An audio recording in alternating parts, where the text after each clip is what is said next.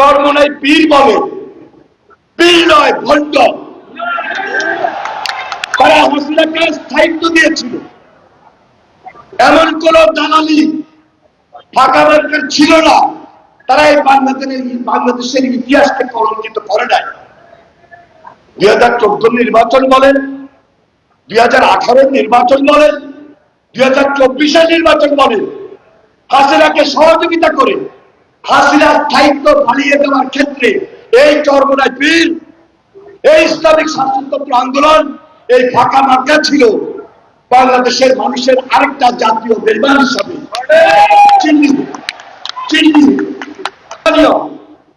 তাদেরকে স্মরণে রেখে আগামীকাল থেকে প্রত্যেকটা স্টেপ গ্রহণ করতে হবে, বিশেষ করে আগামী নির্বাচন পর্যন্ত।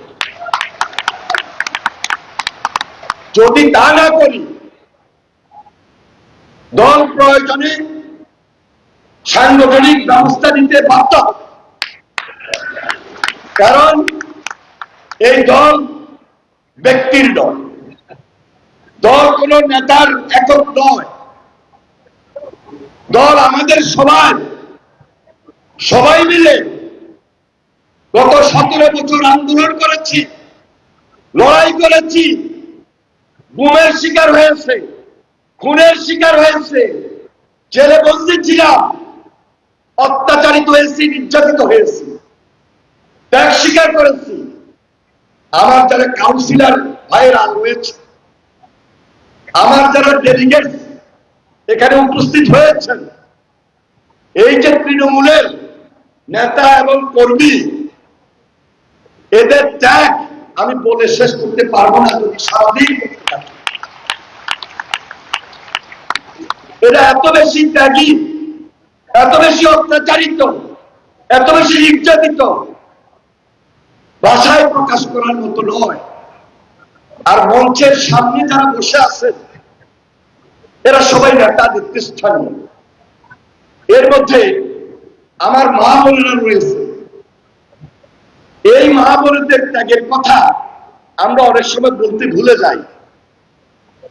আপনার ভাই, আপনার সন্তান, আপনার পরিবারের সেই কর্তা ব্যক্তি 17 বছর বাড়িতে যখন থাকতে পারে নাই, আপনি নামাজের বিছানায় বসে দুয়ার তুলে হাসিনাকে গজবে দিয়েছেন, আল্লাহর কাছে প্রার্থনা করেছেন একটা শান্তিপূর্ণ বাংলাদেশ যেন আমরা পাই, হাসিনা মুক্ত, ফ্যাসিস্ট মুক্ত একটা পরিবেশ যেন আমাদের সামনে নিশ্চিত হয়।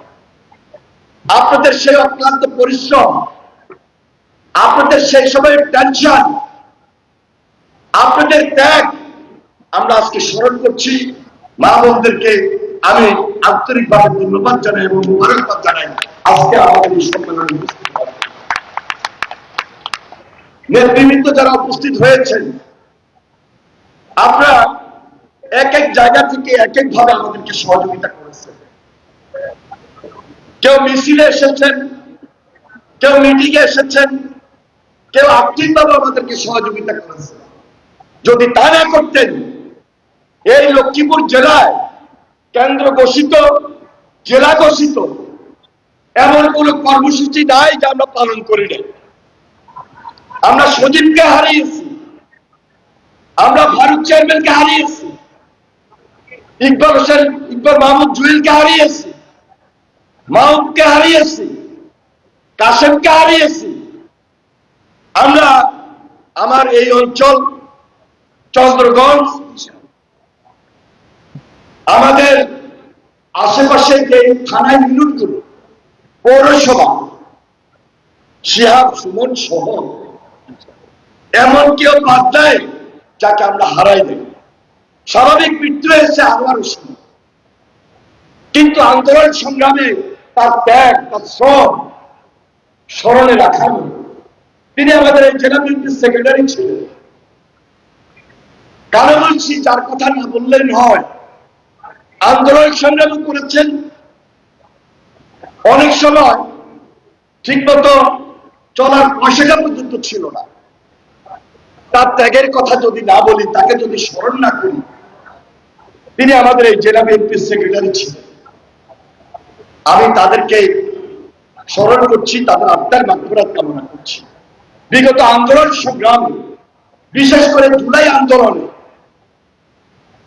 যারা শহীদ হয়েছে, যারা গুমের শিকার হয়েছে, যারা খুন হয়েছে,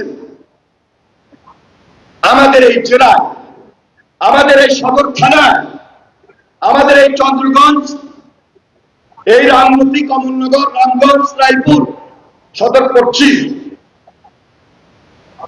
হাজার হাজার নেতা কর্মী তাদের ত্যাগ শিকারের মধ্য দিয়ে তাদের রক্তের প্রতিশোধ আমরা এখনো নিতে পারি না। এখনো নির্বাচন হয় নাই। তবে আপনারা লক্ষ্য করেছেন এই ডকুমেন্টারিতে ভারপ্রাপ্ত চেয়ারম্যান একটা কথা বলেছেন, এই 31 দফা বাস্তবায়ন হলে ওই রক্তের প্রতিশোধ আমরা নিতে পারবো ইনশাআল্লাহ।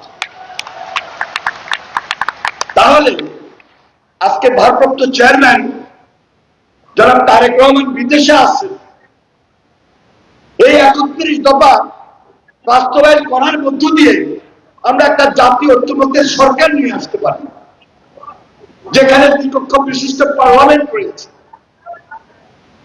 নিচের কক্ষে নির্বাচিত প্রতিনিধিরা থাকবেন এবং উপর কক্ষে যারা নির্বাচিত হতে পারবেন না, শ্রেণীভিত্তিক বিভিন্ন রাজনৈতিক দলের নেতৃবৃন্দ সেই উপরের কক্ষে যখন বসবেন, তখন এটা একটা সমঝোতামূলক অথবা ঐক্যের মধ্য দিয়ে জাতীয় ঐক্যের সরকার গঠন করা যেতে পারে।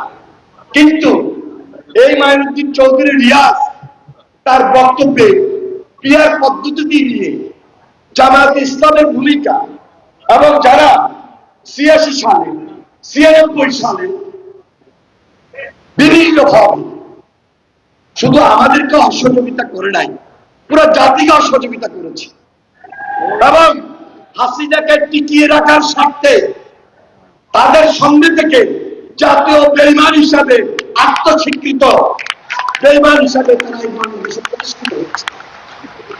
সর্বশেষ মনে রাখেন, এই যে 17 বছর এই যে ইসলামী শাসনতন্ত্র আন্দোলন, চরমনাই পীর বলে, পীর নয় ভণ্ড, তারা হাসিনাকে স্থায়িত্ব দিয়েছিল। এমন কোন দালালি ফাঁকা মার্কেট ছিল না, তারা এই বাংলাদেশের ইতিহাসকে কলঙ্কিত করে নাই।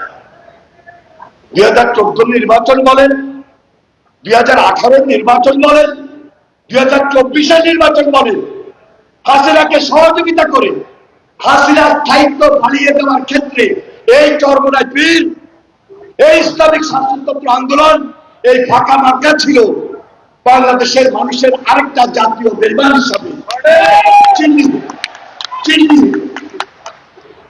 তাহলে তারা আজকে নির্বাচনের বিরুদ্ধে যে আন্দোলনটা করছে, 17 বছর আমরা যখন লড়াই করেছি, সংগ্রাম করেছি, তখন তো আমরা এই পাকা মার্কাকে খুঁজে পাই নাই।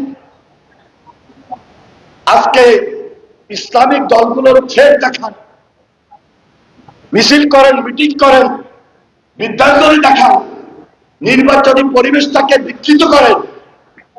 এই পরিবেশ থেকে বাইরে চলে ঐক্যই হলো শক্তি, সুদৃঢ় ঐক্য।